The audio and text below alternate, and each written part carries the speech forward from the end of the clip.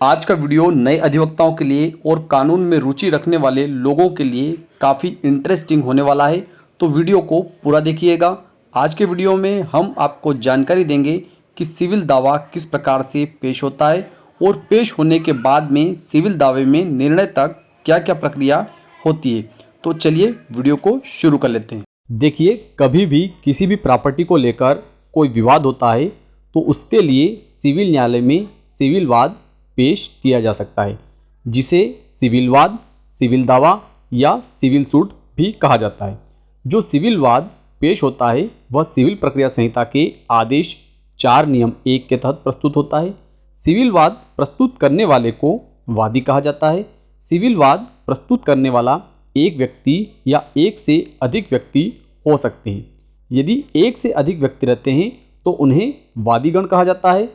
इसी प्रकार जिन लोगों के खिलाफ अर्थात विरुद्ध सिविल वाद प्रस्तुत किया जाता है उन्हें प्रतिवादी कहा जाता है। और यदि एक से अधिक लोगों के खिलाफ सिविल दावा प्रस्तुत किया जाता है तो उन लोगों को प्रतिवादीगण कहा जाता है। सिविल वाद में मुख्यतः किन किन बातों का उल्लेख किया जाता है?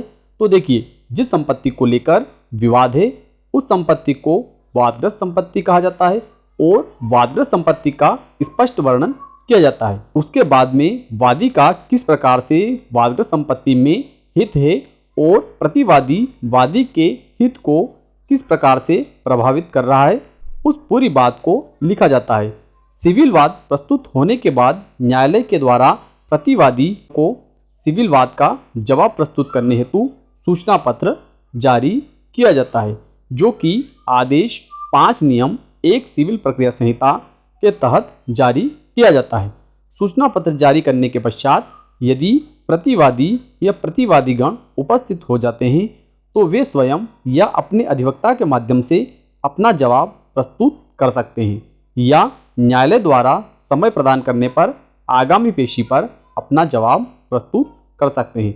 लेकिन यदि प्रतिवादीगण या कोई एक प्रतिवादी सूचना पत्र प्राप्ति होने के पश्चात वे स्वयं या उनका कोई प्लीडर उपस्थित नहीं होता है तो ऐसी स्थिति में न्यायालय के द्वारा आदेश 9 नियम 6 सिविल प्रक्रिया संहिता के तहत ऐसे प्रतिवादीगण या प्रतिवादी के विरुद्ध प्रस्तुत दावे में एक पक्षी कार्यवाही की जाती है।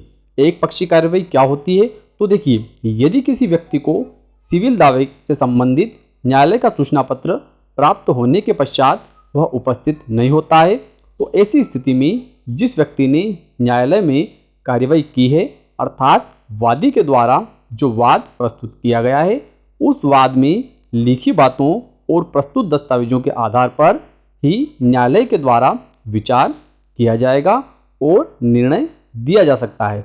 और जिस व्यक्ति के विरुद्ध दावा प्रस्तुत हुआ है उसे एक बार सूचना पत्र मिल जाने के बाद पुनः सूचना पत्र जारी नहीं किया जाएगा। अर्थात हम सामान्य भाषा में यह समझ लेते हैं कि प्रतिवादी या प्रतिवादीगण के विरुद्ध एक तरफा मामला सुना जाएगा। लेकिन देखिए, यदि प्रतिवादी या प्रतिवादीगण उपस्थित हो जाते हैं तो वे वादी द्वारा प्रस्तुत वाद का जवाब सिविल प्रक्रिया संहिता के आदेश 8 नियम 1 के तहत प्रस्तुत करेंगे। जवाब में प्रतिवादी वे सारी बातें लिखेंगे जो उनके बचाव की हो सकती है। मेरे कहने का आशय यह है कि प्रतिवादीगण या प्रतिवादी अपने जवाब में यह बातें लिखेंगे जिससे कि वादी द्वारा प्रतिवादीगण के विरुद्ध लगाए गए आरोप असत्य हो सके। साथ ही साथ प्रतिवादीगण अपने द्वारा अपने जवाब दावे के साथ में वे संपूर्ण दस्तावेज भी प्रस्तुत कर सकते हैं जिन पर प्रतिवादीगण विश्वास रखते हैं कि उन दस्तावेजों से प्रकरण में प्रतिवादीगण को सहायता प्राप्त हो सकती है। अर्थात वादी द्वारा प्रस्तुत सिविल दावे को झूठा साबित किया जा सकता है। इसके पश्चात न्यायालय के द्वारा वादी के वाद पत्र और प्रतिवादीगण या प्रतिवादी के जवाब दावे को देखने के पश्चात न्यायालय को यदि ऐसा लगता है कि वादी और प्रतिवादीगण के मध्य कोई बड़ा विवाद नहीं है और उनके विवाद को राजीनामे के माध्यम से सुलझाया जा सकता है, अर्थात दोनों पक्षों की यदि मीटिंग करवा दी जाए तो प्रस्तुत प्रकरण में दोनों पक्षों के मध्य सुलह हो सकती है, अर्थात प्रकरण का कोई निराकरण बगैर केस लड़े भी हो सकता है। तो इसके लिए न्यायालय के द्वारा सिविल प्रक्रिया संहिता की धारा 89 अर्थात 89 की कार्यवाही अर्थात सुलह चर्चा के लिए प्रकरण को रखा जा सकता है।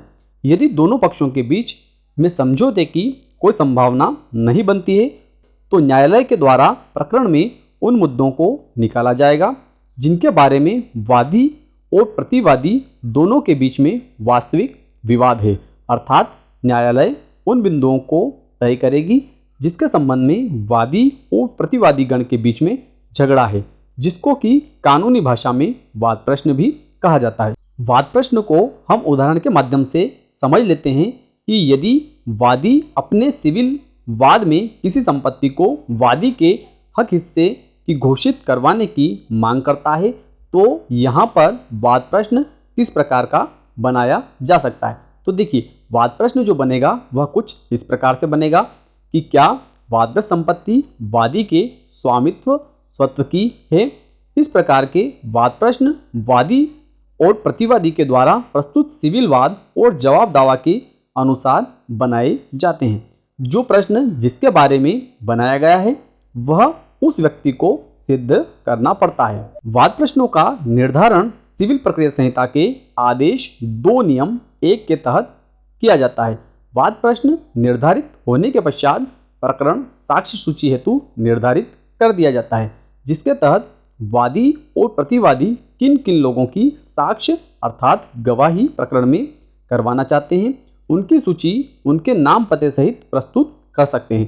साक्ष्य सूची प्रस्तुत होने के पश्चात या वादी और प्रतिवादी गण द्वारा प्रकरण में न्यायालय के समक्ष यह व्यक्त करने के पश्चात कि वादी प्रकरण में कितने लोगों की साक्ष्य करवाना चाहता है या प्रतिवादी प्रकरण में कितने लोगों की साक्ष्य करवाना चाहता है, उनकी संख्या भी न्यायालय के सामने व्यक्त कर सकते हैं। जैसे कि यदि वादी चाहता है कि वह 5 गवाहों को करवाएगा और प्रतिवादी चाहता है कि वह 6 गवाहों को करवाएगा, तो ऐसी स्थिति में न्यायालय के द्वारा इस बात को भी रिकॉर्ड पर लिया जा सकता है। इसके पश्चात सबसे पहले वादी अपने साक्ष्यों को अर्थात गवाहों को न्यायालय के समक्ष उपस्थित रखेगा। पहले वादी अपने गवाहों की अपने दावे को सिद्ध करने के बारे में गवाही कराएगा, जिसे कि मुख्य परीक्षण कहा जाता है। इसके पश्चात उसी गवाह का प्रति परीक्षण अर्थात जिरह या जिसे कि क्रॉस एग्जामिनेशन भी कहा जाता है प्रतिवादी गण की ओर से अधिवक्ता या प्रतिवादी स्वयं के द्वारा किया जाएगा। इसी प्रकार वादी के सभी गवाहों का मुख्य परीक्षा और पश्चात क्रॉस एग्जामिनेशन किया जाएगा। वादी का क्रॉस एग्जामिनेशन पूर्ण होने के बाद प्रकरण में प्रतिवादी अपने साक्षियों को उपस्थित रखेगा, जिसका कि पहले मुख्य परीक्षा किया जाएगा और उसके पश्चात वादी या वादी के अभिभाषक द्वारा प्रतिवादी के सभी साक्ष्यों का अर्थात गवाहों का एक एक कर प्रति परीक्षण अर्थात क्रॉस एग्जामिनेशन किया जाता है। मुख्य परीक्षण और प्रति परीक्षण की कार्यवाही सिविल प्रक्रिया संहिता के आदेश 18 के नियमों के तहत की जाती है। जब दोनों पक्षों की साक्ष्य पूर्ण हो जाती है तो उसके पश्चात प्रकरण को अंतिम तर्क हेतु अर्थात अंतिम बहस के लिए नियत किया जाएगा, जिसमें पहले तर्क वादी द्वारा प्रस्तुत किए जाएंगे। उसके पश्चात प्रतिवादी अपने तर्कों को न्यायालय के समक्ष प्रस्तुत करेगा और यदि प्रतिवादी ने जो तर्क दिए हैं उसमें कोई विधि संबंधित प्रश्न उठाया गया है तो इसके बारे में वादी फिर से रिप्लाई में अपना तर्क प्रस्तुत कर सकता है, लेकिन वादी का रिप्लाई पूर्ण होने के पश्चात प्रतिवादी को वादी के रिप्लाई का कोई जवाब देने का अधिकार नहीं रहता है। इस प्रकार प्रकरण में दोनों पक्षों की बहस होने के पश्चात न्यायालय के द्वारा प्रकरण को निर्णय के लिए नियत कर दिया जाता है। न्यायालय के द्वारा सिविल प्रक्रिया संहिता के आदेश 20 के नियमों के तहत प्रकरण में निर्णय और डिक्री पारित की जाती है। यदि न्यायालय के द्वारा दिए गए निर्णय से वादी या प्रतिवादीगण असंतुष्ट है तो ऐसी स्थिति में वे या उनमें से कोई भी व्यक्ति वरिष्ठ न्यायालय में सिविल प्रक्रिया संहिता की धारा 96, 97 और 98 तथा आदेश 21 के कुछ नियमों के तहत अपील प्रस्तुत कर सकते हैं। सिविल प्रक्रिया संहिता में कई धाराएं हैं और कई आदेश और कई नियम हैं यदि प्रकरण में कुछ अलग परिस्थितियां निर्मित होती है तो ऐसी स्थिति में परिस्थितियों के अनुसार प्रकरण में उन धाराओं और आदेश एवं नियम के तहत कार्यवाही की जा सकती है। लेकिन आज हमने इस वीडियो में जो जानकारी प्राप्त की, इस प्रकार की प्रक्रिया से प्रत्येक सिविल प्रकरण को गुजरना पड़ता है। तो मैं विश्वास रखता हूं कि दी गई जानकारी आपको अच्छी लगी होगी। अच्छी लगी हो तो इस वीडियो को लाइक कर दीजिए, चैनल को सब्सक्राइब कर दीजिए। फिर मिलते हैं अगले वीडियो में, तब तक के लिए जय हिंद, जय भारत।